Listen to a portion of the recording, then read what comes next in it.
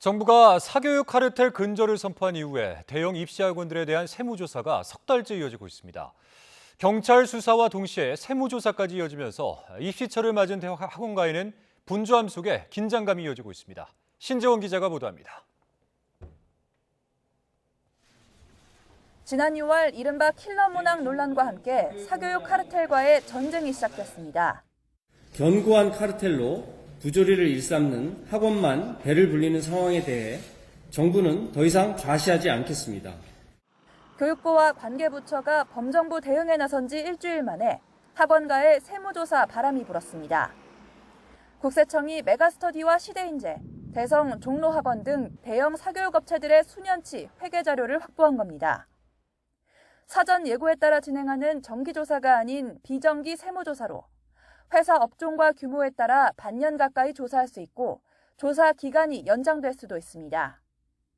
조사 과정에서 탈루 의혹이 포착되면 세금 추징 외에 벌과금이나 최대 인신구속까지 가능한 범칙 조사로 번질 수도 있습니다. 통상적으로 조금 더 길게 하는 경우가 많습니다.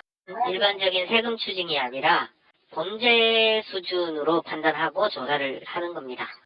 현재 대형 입시학원 2곳은 세무조사가 종결됐고 일부 학원은 조사 연장 여부를 놓고 막바지 검토가 진행 중인 것으로 파악됐습니다. 쪽집게 모의고사 등으로 유명한 일부 학원은 일찌감치 세무조사 연장을 통보받은 것으로 알려졌습니다. 문제는 교육부나 국세청뿐 아니라 공정거래위원회나 경찰 등 수사기관의 조사도 병행되고 있다는 겁니다. 객관적 근거 없이 특정 강사가 해당 분야 1위라는 표현을 사용했다든가 또는 재수 성공률이 가장 높다고 표현한 광고, 이번에도 표시광고 위반에 대해서 좀 살펴볼 그런 계획입니다. 세무조사뿐 아니라 학원법이나 표시광고법 위반 등에 대한 전방위 조사가 수개월째 이어지는 상황. 여기에다 학원에 문제를 팔고 돈을 받은 현직 교사들에 대한 조사는 자진 신고자를 넘어 사실상 모든 교사로 확대해 진행되고 있습니다.